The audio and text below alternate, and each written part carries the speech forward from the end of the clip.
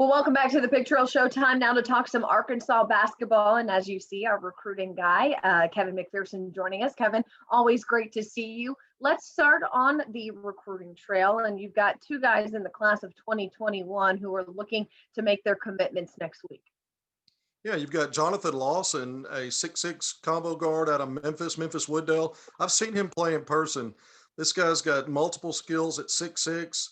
He can actually be, you can trigger your offense through him. And I can just imagine him in one of those Eric Musselman pick and roll, pick and pop scenarios. But, he's not a natural point guard, but he's a playmaker and a guy that can definitely score. Tennessee Gatorade Player of the Year last year as a junior.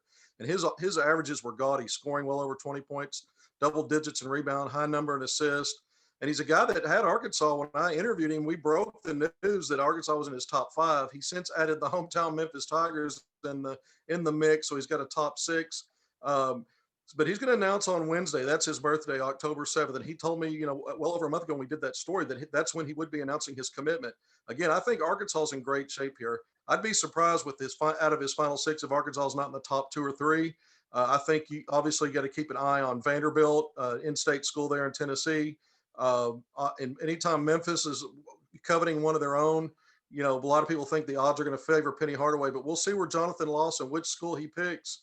His brother Chandler Lawson, by the way, plays at Oregon. He was a freshman there last year. Oregon's also in his final 6. So obviously our Razorback fans are going to find out midweek where Jonathan Lawson's going to go. And then Alex Fudge. These are both guys that are ranked top 50 according to ESPN. Alex Fudge, he's a 6'8" combo forward out of Florida. He had Arkansas in his final 10, announced just a week or so ago. He's going to make his announcement on Saturday, October 10th.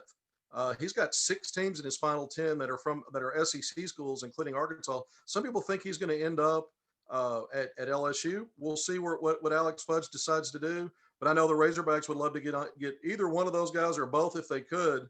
Again, these are high-level recruits. We know Arkansas has already got a commitment from Chance Moore in this 2021 class, another ESPN top 50 guy. That was back in August. We'll see if the Razorbacks can add more to the puzzle in this class in the coming week.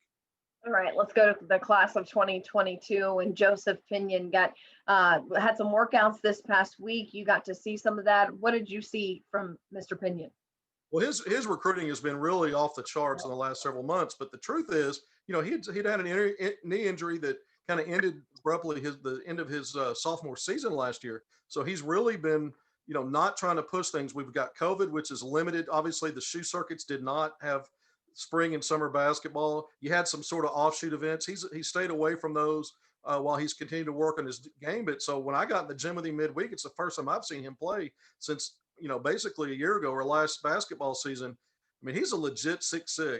He's built in such a way that he's going to add good muscle and in strength and conditioning when he gets to the college level. It's not going to compromise his flexibility whatsoever, but his shooting skill and the way that he approaches every drill, he's laser focused, and he's one of the best shooters I've seen. He's got real size. I mean, he was palming the basketball. Looks like he was holding an orange in his hand.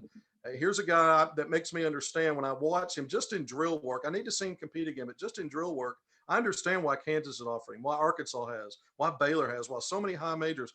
Duke is recruiting him. He's been on the phone at least a couple of times with Duke. So this is a guy in Morrilton that I think is going to have a big junior season based on what I just saw in the gym midweek. All right, from recruiting to the guys that are already up here on the hill, week 11 of camp now in the books. I feel like we just talked about week 1. It's crazy how time has flown. How are things going with the guys up here on the hill? I think when you have 10 newcomers on scholarship out of the 12 that are on scholarship, you're learning a lot about your team if you're Eric Musselman and the staff, and they continue to implement and install parts of their game plan and vision for the personnel that they have. This week, some of the things that they worked on were their press break offense. And basically what that means is they've got 4 versions of it, and they figure out with personnel, they draw them up and teach them and install. How are you going to break a press? Sometimes fans take for granted some of the details in the game, but those are things they have to work on in the preseason. And so, they're getting 8 hours of practice now on court versus 4. They've been on the court at Bud Walton Arena now for 8 hours a week in practice for 2 consecutive weeks. I think that's good for this team. They're in the Performance Center a lot across the street, the basketball training facility, but I think being in Bud Walton Arena is going to help them because they're going to play games there, obviously. But just installing something like the Press Break I think that's details for young guys and newcomers. this is where you start to build your chemistry and how you're going to deal with situations and games. The other thing that stands out, I think, are the veterans probably had a good week this week. JD Note back to full practice for the entire week. He's an offensive weapon by my estimation. We heard about his offensive practice last year when he was redshirting after transferring in from Jacksonville.